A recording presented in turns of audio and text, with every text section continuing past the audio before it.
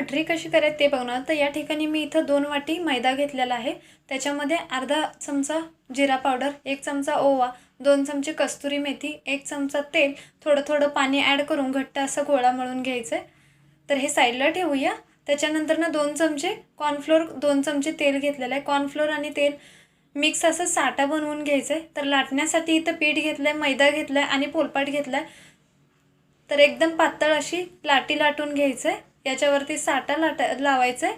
व्यवस्थित असं पसरून घेतल्यानंतर ना अशा प्रकारे फोल्ड करत जायचं आहे. तर बघू शकता अशा प्रकारे फोल्ड करायचं आहे आणि याचे काप पाडून घ्यायचेत.